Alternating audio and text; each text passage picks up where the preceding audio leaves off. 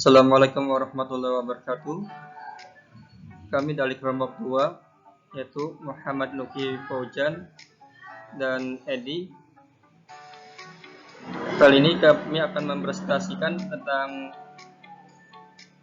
teori perdagangan model hackers online atau yang sering disebut yaitu HO pada mata kuliah ekonomi internasional. Itu dengan dosen pengampu Ibu Haja Qori Fidiati SHMM.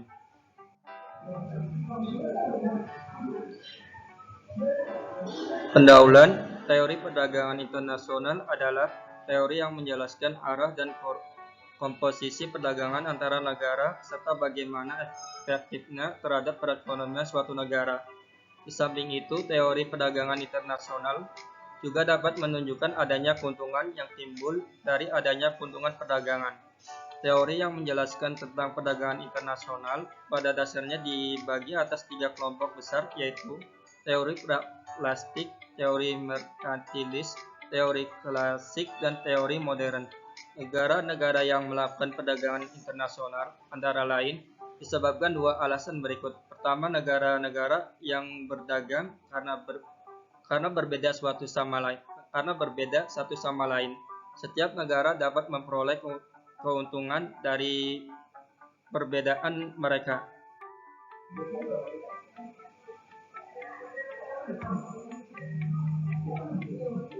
Teori hackers online.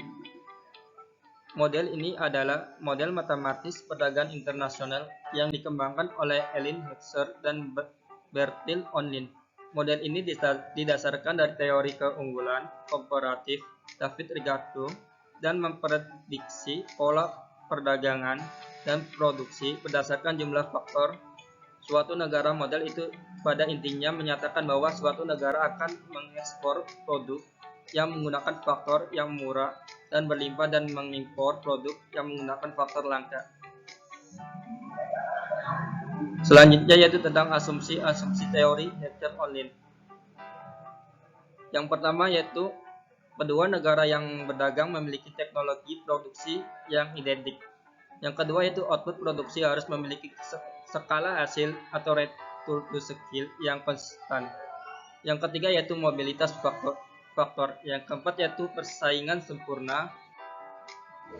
Dan yang selanjutnya itu ada implikasi dari model ini, yaitu yang pertama dari teori hacker online. Ekspor negara yang memiliki sumber daya modal yang berlimpah akan berasal dari industri yang menggunakan sumber daya modal secara intensif, dan negara yang memiliki sumber daya buruh yang berlimpah akan mengimpor barang tersebut dan mengekspor barang yang menggunakan tenaga buruh secara intensif sebagai gantinya.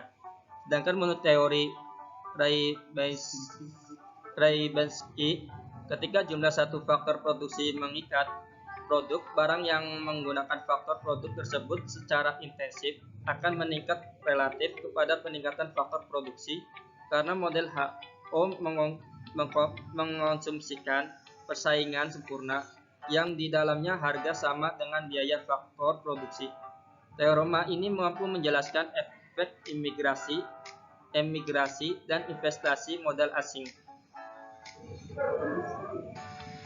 Yang selanjutnya yaitu tentang analisis teori HO menggunakan 2 kurva.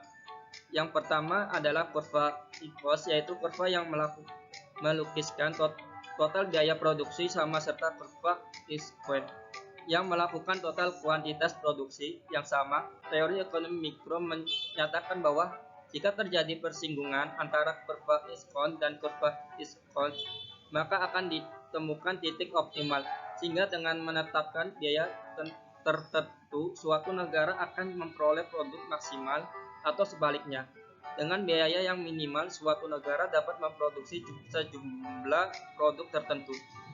Yang kedua yaitu penjelasan dengan menggunakan kedua kurva tersebut, misalnya dengan contoh angka hipotesis perdagangan antara Indonesia yang padat labor dengan Korea Selatan yang padat modal. Misalkan Indonesia mempunyai kurva ISQUAD seperti terlihat dalam gambar di bawah ini, yaitu contohnya gambar labor yang tertera di slide ini.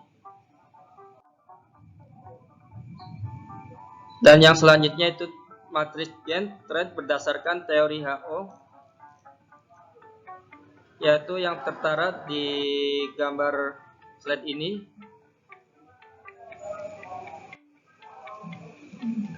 Baik,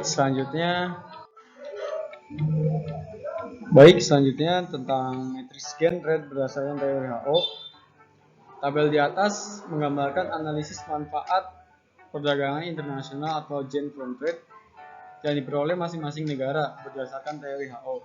Tabel tersebut disusun dengan menggunakan asumsi 2x2x2 atau 2 negara, 2 komoditi, dan 2 faktor produksi.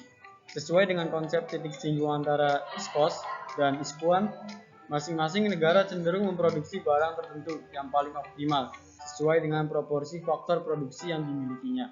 Dari tabel tersebut, kita mendapat gambaran tentang penggunaan asumsi teori HO.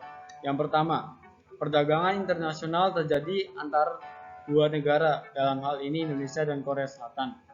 Lalu yang kedua, setiap negara memproduksi 2 komoditi yang sama, misalnya di Indonesia 300 sepatu dan di Korea 80 televisi. Yang ketiga, setiap negara menggunakan 2 jenis faktor produksi yang labor dan kapital dengan jumlah proporsi yang berbeda.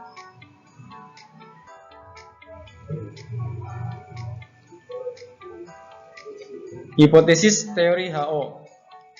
Di bawah ini akan dikemukakan hipotesis yang telah dihasilkan oleh teori HO, antara lain yang pertama, produksi barang ekspor di tiap negara naik, sedangkan produksi barang impor di tiap negara turun.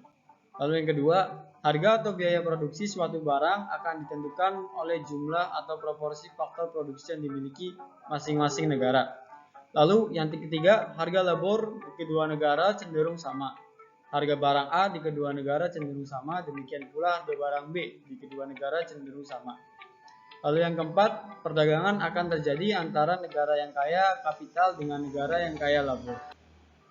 Dan yang kelima, masing-masing negara akan cenderung melakukan spesialisasi produksi dan mengekspor barang tertentu karena negara tersebut memiliki faktor produksi yang relatif banyak dan murah untuk melakukan produksi.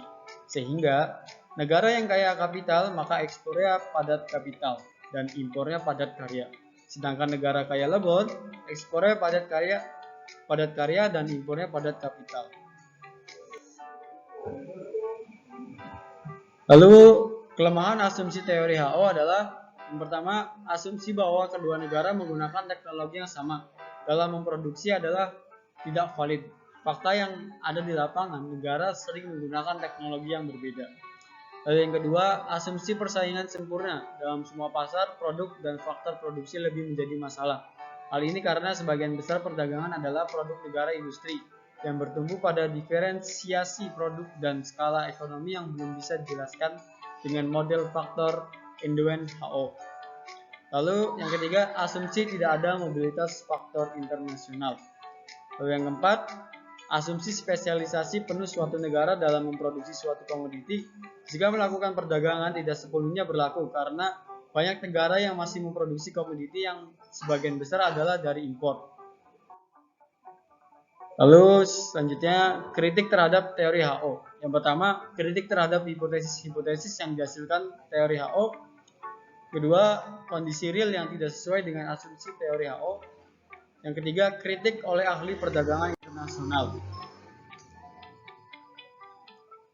Lalu kesimpulan dari materi yang telah disampaikan, teori Hesker-Ohlin atau HO menjelaskan beberapa pola perdagangan dengan baik. Negara-negara cenderung untuk mengekspor barang-barang yang menggunakan faktor produksi yang relatif melimpah secara intensif.